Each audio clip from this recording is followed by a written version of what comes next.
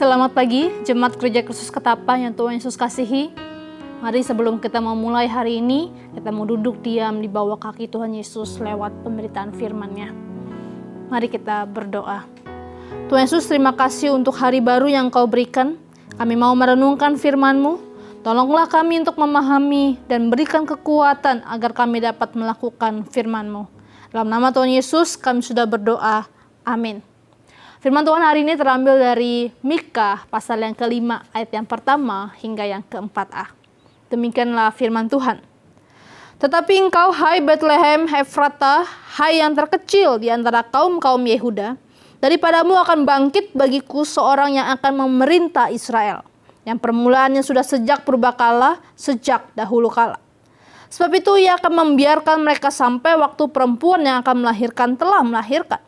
Lalu selebihnya dari saudara-saudaranya akan kembali kepada orang Israel. Maka ia akan bertindak dan akan menggembalakan mereka dalam kekuatan Tuhan, dalam kemegahan nama Tuhan Allahnya. Mereka akan tinggal tetap, sebab sekarang ia menjadi besar sampai ke ujung bumi, dan dia menjadi damai sejahtera.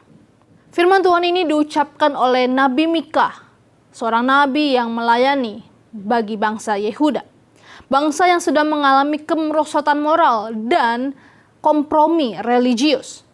Mereka menjadikan agama hanya sekedar alat untuk kepentingan material. Orang-orang kaya dan para penguasa menindas orang-orang miskin. Karena itulah di pasal yang pertama hingga yang keempat, kita melihat Mika berkali-kali menyerukan pertobatan dan penghukuman bagi bangsa Samaria dan Yehuda. Bersyukur kepada Allah, kitab ini tidak hanya menyerukan penghukuman. Penghukuman bukanlah titik akhir bagi umat Tuhan. Allah tetap bermurah hati kepada umatnya. Bahkan kemurahannya jauh lebih besar daripada kegagalan kita. Mika menubuatkan kedatangan seorang penguasa dari keturunan Daud yang berasal dari Bethlehem, salah satu kota terkecil di Yehuda. Penguasa itu akan memerintah Israel dengan kekuatan dan kekuasaan dari Yahweh sendiri. Penguasa itu juga akan memulihkan kebobrokan moral bangsa menjadi shalom Allah, damai sejahtera Allah. Saya rasa ketika bangsa Yehuda mendengar nubuat ini, mereka tidak akan langsung mengerti, bahkan mengaitkannya kepada pribadi Yesus yang baru datang ratusan tahun kemudian. Bahkan tatkala Yesus datang untuk menggenapi nubuatan ini, hati orang-orang Israel sudah terlalu gelap sehingga mereka tidak lagi mampu memandang Kristus. Mereka lebih menanti seorang Mesias secara politik yang membebaskan mereka dari perbudakan Romawi. Mereka tidak sadar bahwa Yesus Sang Mesias telah datang untuk membebaskan mereka dari belenggu terberat manusia, yaitu dosa. Kristus mengalahkan musuh terkuat manusia, yaitu maut.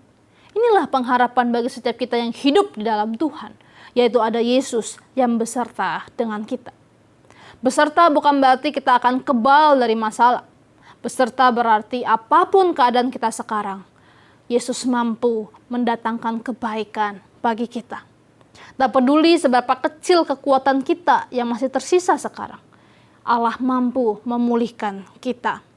Seumpama Bethlehem yang adalah kota terkecil, tetapi Allah mampu mendatangkan pemulihan dari sana. Seumpama Daud yang dulunya juga bukan siapa-siapa, hanya seorang gembala. Tetapi Allah dapat memakai dia, memimpin bangsa Israel hingga kejayaan, bahkan menjadi nenek moyang dari Mesias itu sendiri. Maka sekecil apapun sekarang keadaan kita, kemampuan kita yang tersisa di dalam hidup kita, kita dapat dipakai oleh Allah bagi kemuliaan-Nya. Karena itu teruslah beriman kepada Allah dan janji-janjinya. Selama masih ada janji ilahi, selalu ada pengharapan yang pasti. Jemaat yang dikasihi Tuhan Yesus, selamat menjalani masa Advent, masa penantian, di mana kita di dalam pengharapan menantikan Kristus yang datang kedua kali untuk memulihkan segala sesuatunya. Mari kita berdoa. Tuhan Yesus, terima kasih kalau Engkau tidak pernah meninggalkan kami sedetik pun. Di masa yang sulit ini, kami mau mengarahkan pandangan kami kepadamu.